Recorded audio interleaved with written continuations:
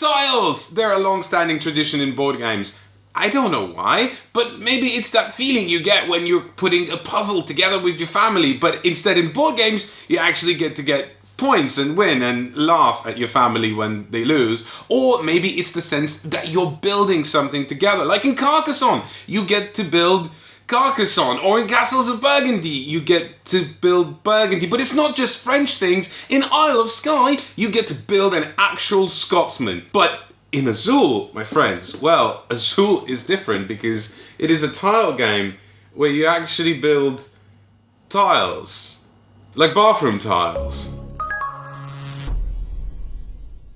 Okay, that's slightly unfair. The art style in Azul is inspired by the Portuguese azulejo, the same art style that featured in our previous review, Lisboa. And whilst we want to reassure you that the back-to-back blue reviews have nothing to do with Efka's obsession with the colour, we can't help but admire these beauties. But what Azul lacks in theme, and let's face it, this is a game where if you want to purchase a tile and don't have room for the rest that come in the pack, you literally just drop them on the floor, because to hell with carrying those buggers, they are heavy. It more than makes up for in gameplay. I mean, it would have to, right? We don't just review any old tat on this channel. Just like My Little Pony, Azul revolves around a simple but very effective premise.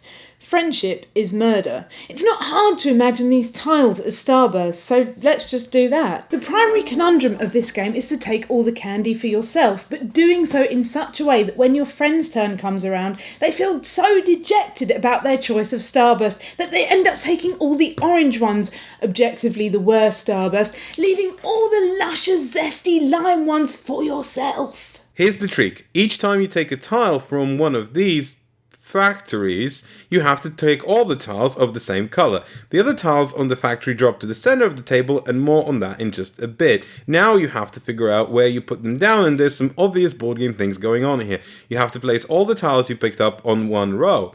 If a row already contains tiles of a different color, that's no bueno. If a reward contains tiles of the same color, you can add to it, but in either case, anytime you add more tiles than free spaces available, they go to the naughtiest of corners, the negative victory point space. Azul is already tapping into one of the most powerful and compelling acts in board games, taking things and putting them into a space, and that feels so satisfying. But taking things and putting them into a space is not a board game. If it was, I'd be already ringing the manufacturers in China about my brilliant shopping trolley idea. Whilst your first round of Azul may be just that, you and your friends choosing a tile because, hey, this is pretty and I want it, the subsequent rounds will get more complicated as more of your tiles move into the scoring zone.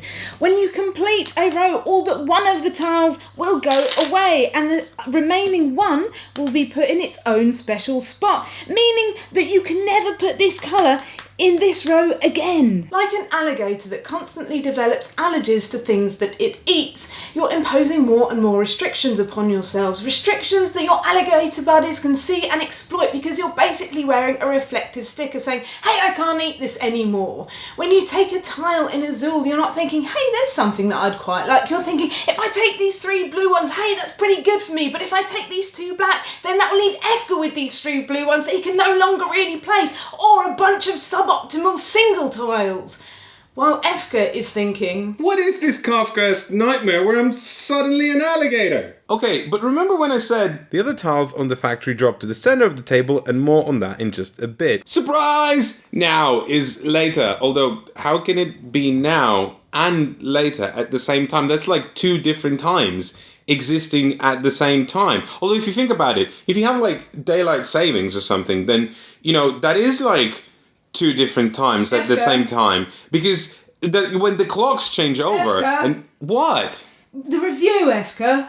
Oh, right, sorry. Okay, so the clever part about the tiles dropping off when you choose one is that they don't just drop off and the chosen one gets, like, blessed or something in points heaven and the others fall down through eternal sequences of circular hell like in Dante's Inferno. No, every single tile gets chosen, and that does not 1, but 2 clever things. But first, a little bit of a rules tidbit.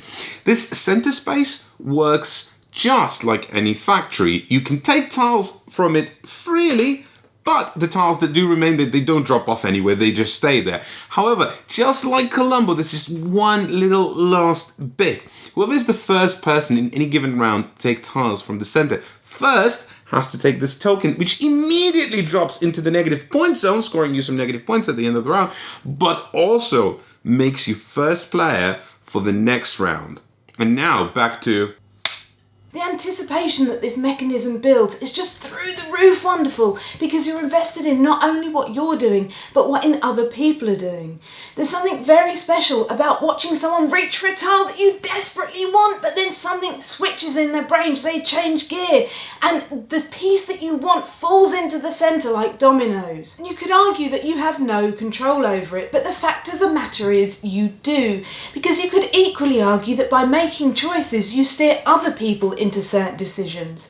It's like programming your friend's brains. Geoff can speak French. Guten Tag, ich habe ein Schnitzel. Perfect.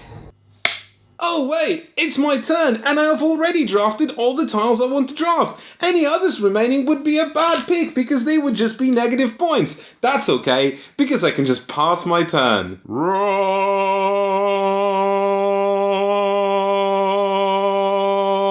In this game, you do not get to pass, meaning that if one of your opponents takes a tile from here and takes a tile from here, and there's tiles remaining in the center, there's 4 yellow ones, and you have to take all tiles of the same color, but there's absolutely no room for yellow because the only row that's still available on your board is one that already has yellow scored on it, so you can't take them. Then where do they go, and where do we go?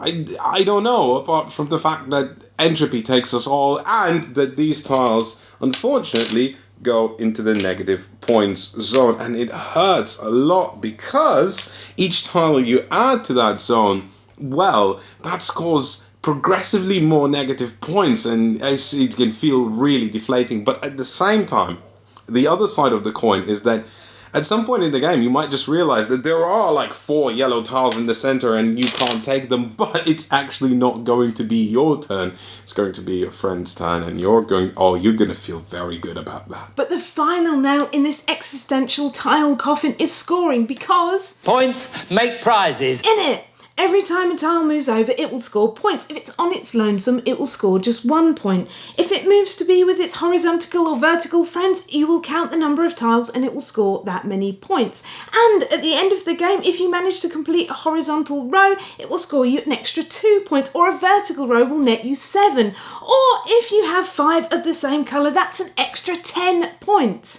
But all of these extra goals, if you think about it, are diametrically opposed, leaving you with a tug of war between what you want to do and what you really should do. And the choices in this beautiful cornucopia of colours are so twisted that it's bound to leave your knickers in a twist. Of course, we're making it sound like when you're playing Azul, you're suddenly Tiles Holmes, the long-lost brother of Sherlock, who only specialises in ceramics. But the fact of the matter is that so much of this game is just happenstance through intelligent design, and we think that that is actually probably for the best. Azul is light and breezy. It's like the gentle autumn terracotta winds brushing against your face, and it only takes about 30 minutes, 45 with Thinkier Folk, and it has that wonderful quality of, I can teach this to absolutely anybody, because explaining the rules to this game, well, it takes shorter than actually watching this video. But just because it can be played by anyone doesn't mean it will be played by anyone. I can't help but quote a friend of the channel, John Perkins, an excellent reviewer, who pretty much nailed it when he said, "This is a bit of a mum's game." And I just couldn't help but conjure images of me being 14 and my mum hogging the PC and playing solitaire when I could have been playing Fallout 2. Thanks, Mum. We pretty much love everything about Azul. Its elegant design, its emergent gameplay, its ease of accessibility. But if there's one small criticism, it's that this abstract design doesn't have any kind of hook. There's nothing that screams at me, "Come play me again and again and again."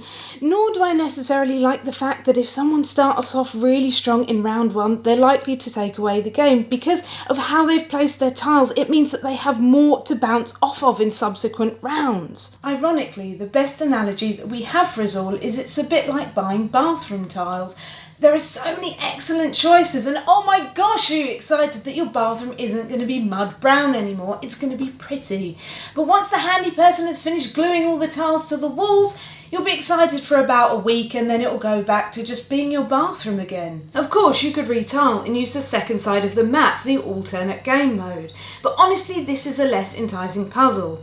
Azul is a wonderful distraction, and if you could see yourself getting lost in an abstract puzzle, then this just might be a distraction that you never want to get rid of. Azul. Subscribe. Hey, I've realised what it is. It's your psyche because of the whole alligator thing, because people confuse crocodiles and alligators, and you confuse in your Essen preview video Azul being Spanish with Azul being Portuguese, and also they speak Portuguese in Brazil, which is why you're humming Brazil, but they don't speak Portuguese, they speak Brazilian Portuguese. And also the abstract nature of this game is why we had so many abstract bits in this video, but all the tiles coming together is like our video, all the abstract bits are coming together now! Sure, yeah, I meant all of that. Wait, still doesn't explain Supermarket Sweep.